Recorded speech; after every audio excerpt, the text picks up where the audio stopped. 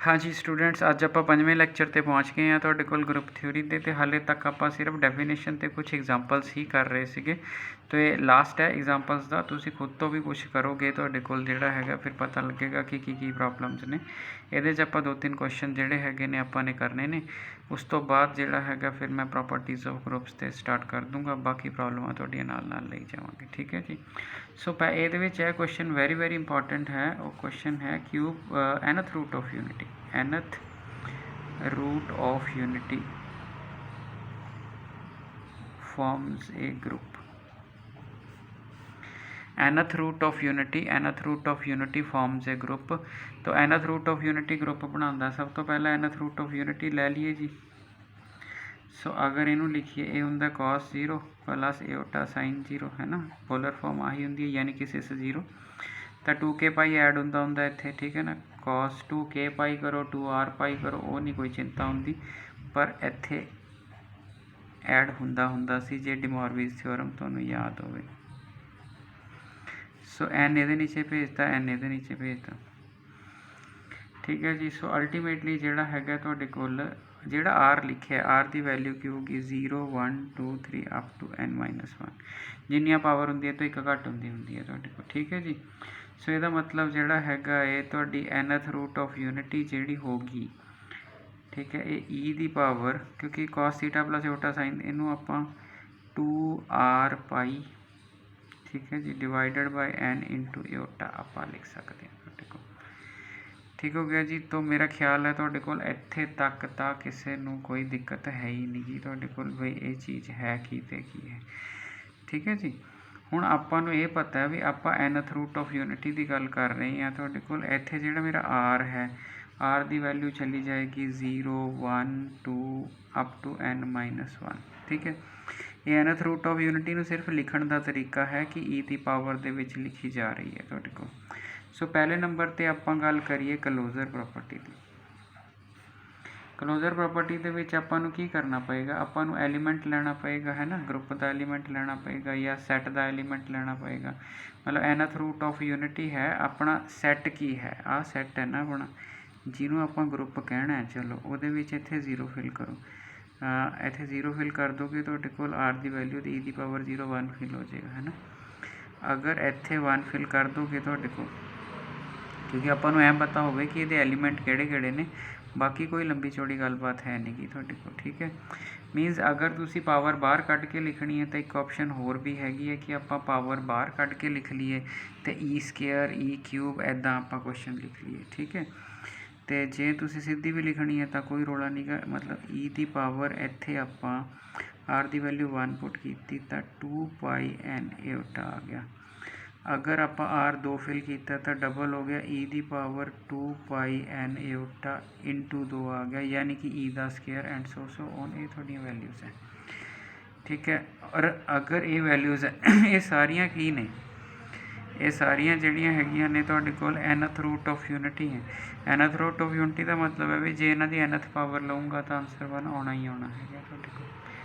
ठीक है, तो मान लो मैं let a, b belongs to g ले लिया। अब a, b belong to g ले लिया तो वो ये विचों ही उठाया होगा, तो जे ये विचों भी उठाया होगा तो इट इंपलाइज a की कोई भी nth पावर लओगे, nth रूट ऑफ यूनिटी है ना, तो nth रूट ऑफ यूनिटी मैंने a की nth पावर तो आंसर 1 1 की 1 बाई nth तो a। ठीक है, यदा मतलब b की पावर n ते भी आंसर 1 आऊगा, क्योंकि तुसी nth रूट ऑफ यूनिटी लै रहे हो। nth रूट ऑफ यूनिटी लैन का मतलब भी यही होया तुहाडे कोल बई जिहड़ा हैगा ये आ वाली चीज़ आ गई तुहाडे कोल। ठीक है, हुण आपां ने क्या करना, आपां ने प्रोडक्ट नूं nth लैना, तो आपां ए बी की पावर n लै ली। आपां देखिए कि product nth root of unity बनती है कि नहीं। सो ये a की n इंटू बी की n लिखा जा सकता है। a की n 1 है, सो इसका मतलब ए बी की पावर b आंसर 1 देगी, जे 1 देगी तो ए जी नूं बिलोंग करगी, तो यदा मतलब तुहाडे पास क्लोजर प्रॉपर्टी होल्ड होगी तुहाडे कोल। सो मेरा ख्याल है जी तुहानूं समझ आ गया। हाँ, इत्थे बच्चे दिमाग च एक डाउट हुंदा भी तुसी ए बी लै ली, तुसी इन्हां चों क्यों नहीं चुने, इदां दी शक्ल क्यों नहीं ली। तुसी इदां दी शक्ल लैके चुन लोगे तां भी होना। ठीक है, मान लो मैं तुहानूं एक रफली आइडिया देना, तुसी कहो मैं तो जी दूजी चक ली, है ना, ई दी पावर 2 पाई एन यूट है। तुझे को मैं आ चक ली तो जे मैं यदि 1 बाई एन करा, ठीक है, मतलब यदि तो एन लेनी पऊगी, एनथ रूट ऑफ यूनिटी 1 दी पावर। सो जे मैं यदि पावर एन रेज करा तो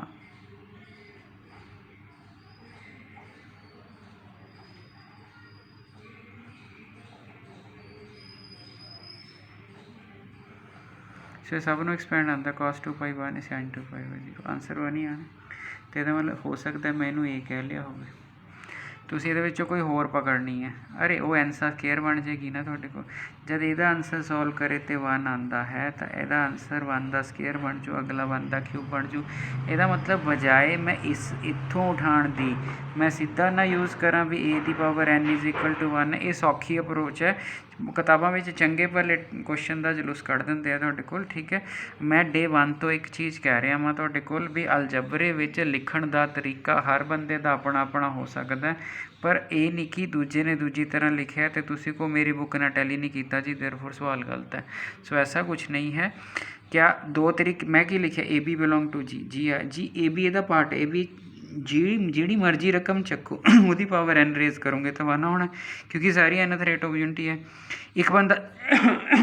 ਇੱਕ ਬੰਦਾ ਕਿਤਾਬ ਵਾਲਾ ਹੋਰ ਹੁੰਦਾ, ਉਹ ਉਰੇ ਐਨ ਦੀ ਜਗ੍ਹਾ 'ਤੇ ਕੋਈ ਕੇ ਲੈ ਲੈਂਦਾ, ਇੱਥੇ K1 ਇੱਥੇ K2, ਅਤੇ ਫਿਰ ਉਹ ਦੋਨਾਂ ਨੂੰ ਤੁਹਾਡੇ ਕੋਲ ਪ੍ਰੋਡਕਟ ਕਰਕੇ ਦਿਖਾਉਂਦਾ ਹੈ। ਆਪਾਂ ਨੂੰ ਐਡੀ ਲੋੜ ਕੀ ਹੈ, ਜਿਹੜੀ ਹੈ ਐਨਥ ਰੂਟ ਆਫ ਯੂਨਿਟੀ ਵੱਧੋ ਵੱਧ ਉਰੇ ਬਿਕੋਜ਼ ਲਿਖ ਲਓ, ਠੀਕ ਹੈ। Since g is nth root of unity, ਆ ਕਿਉਂ ਆਇਆ, ਠੀਕ ਹੈ। Since g is nth root of unity, nth root of unity, so ਪੂਰਾ ਫੁੱਲ ਫਲੈਜ ਸਹੀ ਹੈ ਜੀ, ਠੀਕ ਹੈ। ਸੋ ਅਗਲੇ ਕੁਐਸਚਨ ਮੈਂ ਇਹਦੇ ਪਾਰਟ ਤੋਂ ਬਹੁਤ ਸੌਖੇ ਬਣਾ ਦੇਣੇ, ਆ ਸਿਰਫ ਸਮਝਾਉਣ ਲਈ ਕਿਹਾ ਜੀ, ਤਾਰਨ ਦੀ ਲੋੜ ਨਹੀਂ। ਦੂਜਾ ਕੀ ਹੈ, ਦੂਜਾ ਹੈਗਾ ਤੁਹਾਡੇ ਕੋਲ associativity holds in complex numbers. तो associativity hold in complex numbers, therefore ਜਿਹੜਾ ਹੈਗਾ ਹੈ set of elements of set G satisfy associative, therefore G satisfy associativity. तो जी एसोसिएटिविटी सैटिस्फाई कर गया, ठीक है जी। अब एग्जिस्टेंस ऑफ आइडेंटिटी है ना, 1 हैगा ਉਹਦੇ ਵਿੱਚ। अब तीसरा है प्रोडक्ट 'ਚ ਤਾਂ 1 ਹੀ ਹੁੰਦੀ ਹੈ ਨਾ, 1 बिलोंग्स टू जी हैगा, सो देयरफॉर 1 इंटू ए, ठीक है। ए भी जी विच ही लेना, is equal to a into 1 for all a belong to G, therefore 1 behaves as identity, ठीक है ना। अब हुण की हैगा तुहाडे कोल इनवर्स,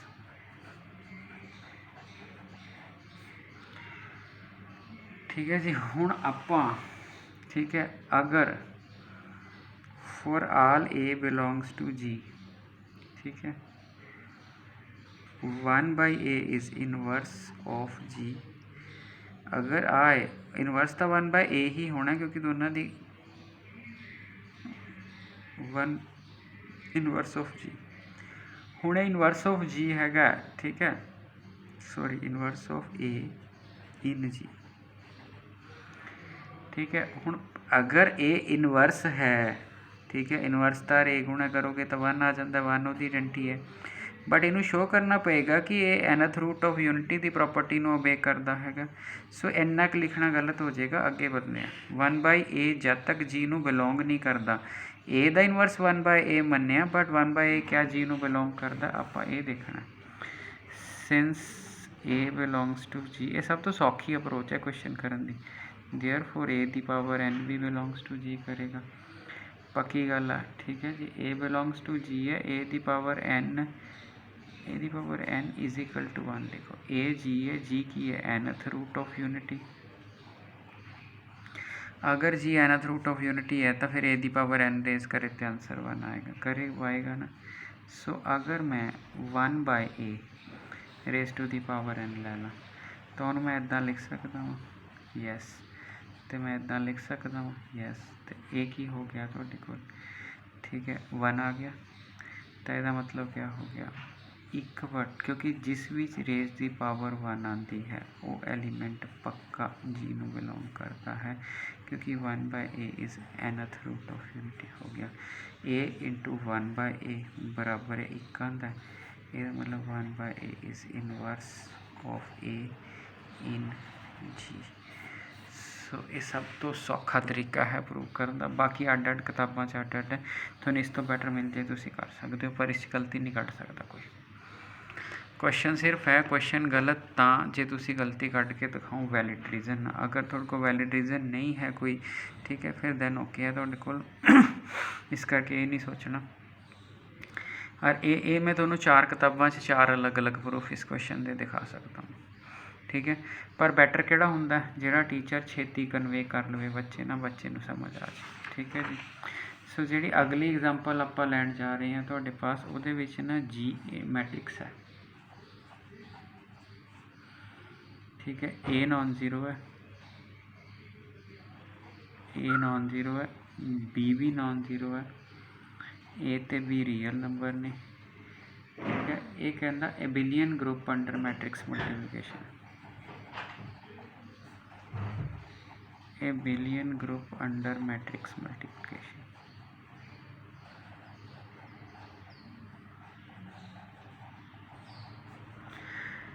हाँ जी। सो इनू आपाने abelian group under matrix multiplication करना है जी। तुहाडे कोल जे abelian group under matrix multiplication करना है, एक चीज़ का क्या ख्याल रखियो, ये स्पैशली हो सकता नॉर्मली मैट्रिक्स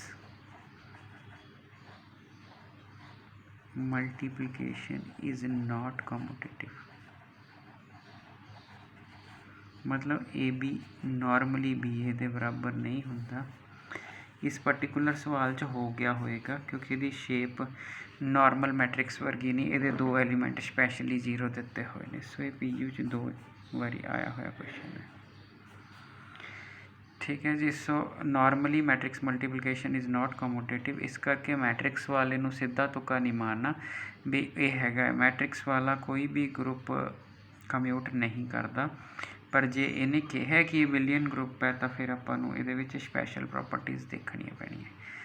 तो पहले नंबर ते क्लोजर आ गई जी, ठीक है। सो क्लोजर जदों आपां लै ली तुहाडे कोल तां मैं एलीमेंट मैं उत्थों चकने होंदे ने ना तुहाडे कोल, तो जे चकने होंदे ने मैं लै लिया ए कॉमा बी बिलोंग्स टू जी। हुण जे आपां ए कॉमा बी बिलोंग्स टू जी लै लिया, ठीक है, ए comma B belongs to g, ठीक है जी। तो यदा मतलब की होया, यदा मतलब ये होया भी ए दी जी वर्गी नेचर होएगी, ठीक है। सो यदा मतलब ए की होगा A1 0 0 B1, बी की होगा, ठीक है, A2 0 0 B2, जिन्हों बिलोंग करते हैं वो नेचर। हुण क्या इन्हां दी गुणा दी भी आही नेचर होएगी, तो ए बी की गुणा करिए आप, एदी गुणा ये होनी, एदी ये होनी, तो पहला A1 A2 आ जाऊगा, ठीक है जी। हाँ जी, ठीक हो गया जी। पहली रकम जिहड़ी हैगी है वो एदी ऐ। सो इसने इस नाल गुणा खानी होंदी है, इसने इस नाल गुणा खानी होंदी है।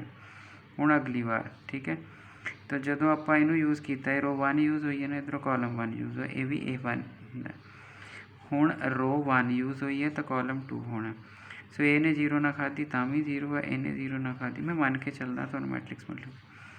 फिर इन्हें 0 ना खाधी तां भी 0 है, इन्हें 0 ना खाधी, इन्हें 0 ना खाधी तो B1 B2, ठीक है जी। सो जिहड़ा तुहाडा जिहड़ा हैगा है इस तरह की मल्टीप्लिकेशन होगी, और जो मल्टीप्लिकेशन की नेचर आई है, ठीक है, ए बी की जी वो आई है A1 A2 0 0 B1 B2, और सेम नेचर आ गई जो जी दी है। देयरफॉर क्लोजर होल्ड्स, क्लोजर ता होल्ड कर गई, ठीक है।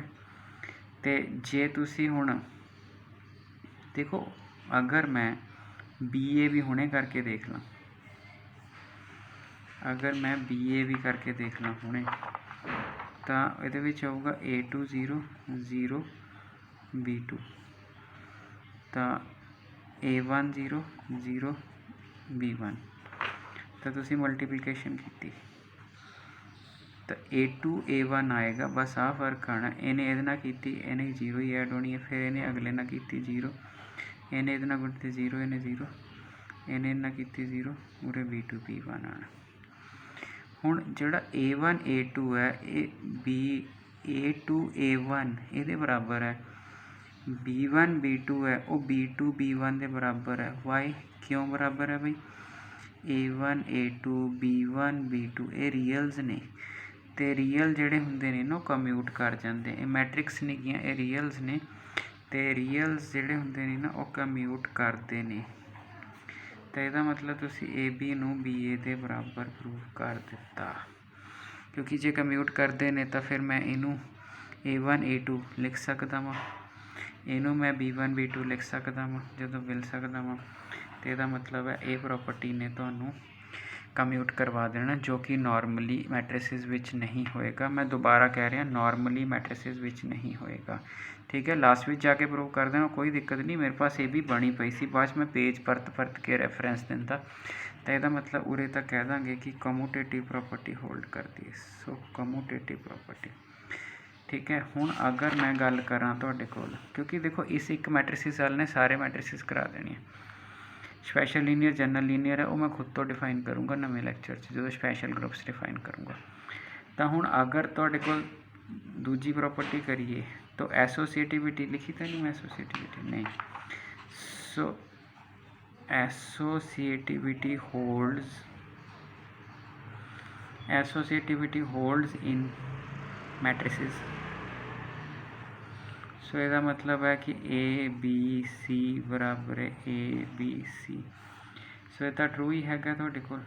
ਠੀਕ ਹੈ ਜੀ, ਹੁਣ ਆਪਾਂ ਨੇ ਇਨਵਰਸ ਲੈਣਾ ਸੀਗਾ ਤੁਹਾਡੇ ਕੋਲ ਜਿਹੜਾ ਹੈਗਾ, ਤੇ ਨਹੀਂ ਆਈਡੈਂਟੀ। ਤਾਂ ਆਈਡੈਂਟੀ ਦਾ ਤਾਂ ਕੰਮ ਹੈ ਬੜਾ ਵਧੀਆ, ਕਿਉਂਕਿ ਜਿਹੜੀ ਸਾਡੀ ਜਨਰਲ ਆਈਡੈਂਟੀ ਹੁੰਦੀ ਹੈ ਉਹ ਆ ਹੁੰਦੀ ਹੈ, ਸੌਰੀ ਆ, ਔਰ ਆ ਵਾਲੀ ਆਈਡੈਂਟੀ ਉਸ ਗਰੁੱਪ ਨੂੰ ਬਿਲੋਂਗ ਕਰਦੀ ਹੈ, ਕਿਉਂਕਿ ਉਹਦੀ ਨੇਚਰ ਵੀ ਉਹੀ ਜਿਹੀ ਹੋਈ ਹੈ। ਇੱਥੇ ਐਲੀਮੈਂਟ ਹੈ। ठीक है, so identity belongs to this. So AI is equal to I, a is identity ना हो जाना। लास्ट विच रह गया इनवर्स। अगर मेरी मैट्रिक्स A0 0 B है ਤਾਂ ਇਹਨਾਂ ਦੀ ਗੁਣਾ ਦੇਖੋ ਕੀ ਹੈ। ਜਦੋਂ ਤੁਸੀਂ ਦੋ ਮੈਟ੍ਰਿਸਿਸ ਨੂੰ ਗੁਣਾ ਕੀਤੀ ਸੀਗੀ, ਸਿਰਫ ਇੱਥੇ ਐਲੀਮੈਂਟ ਆਉਂਦਾ, ਹੁਣ ਮੇਰਾ ਆਇਡੈਂਟੀ ਆਉਣਾ ਚਾਹੀਦਾ। ਸੋ ਇਹਦਾ ਮਤਲਬ ਅਗਰ A0 0 B ਹੋਵੇ, ठीक है, तो मेरा आंसर आना चाहिए आइडेंटी। तो इत्थे मैं 0 ही फिल करूँगा। इत्थे की होगा A का 1/A, इत्थे B का 1/B। 1/A रियल हैगा क्योंकि जो इन्होंने गुणा खानी है, A ने इहदे नाल खानी है तो 1 आ जाऊगा, B ने इहदे नाल खानी है तो 1 आ जाऊगा, बाकी 0 0।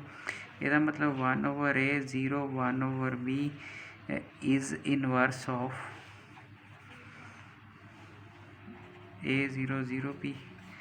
तो इनवर्स साडा एग्जिस्ट कर गया। अरे गुणा करके दिखा दिओ, गुणा करके दिखा दिओ। मैं तो पिछली गुणा का रैफरेंस ले लिया कि उत्थे AB ते जिहड़ा सीगा लास्ट वाला आया सी। सो तुसीं करके दिखा दिओ तो इनवर्स आ गया। जे इनवर्स आ गया तुहाडे पास, फिर एबिलियन ग्रुप हो गया तुहाडे पास एबिलियन ग्रुप। ठीक है जी, सो इन्ना कर लो जी। तुहाडे कोल जिहड़ा हैगा हुण तुहानूं काफ़ी आइडिया हो गया ग्रुप का। हुण जिहड़ियां नैक्सट एग्जाम्पल्स होणगियां वो इहदियां प्रॉपर्टीज़ होणगियां, फिर स्पैशल ग्रुप छेड़ांगे। ठीक है, स्पैशल ग्रुप मैं कह दिना कि तुसीं बुक च किते डाईहिड्रल ग्रुप पढ़ लिया होवे। मैनूं नहीं पता तुहाडे कोल नवीं बुक च है कि नहीं है। तुसीं डाईहिड्रल, तुसीं क्लेन-4 ग्रुप पढ़ लिया होवे, क्वाटरनियन ग्रुप पढ़ लिया होवे। सो इस क्लास च पुछदे नहीं, बट डेफिनेटली जिउं जिउं लैक्चर अगे जाणगे आपां इह चीज़ भी डिफाइन करांगे। ठीक है जी, थैंक यू।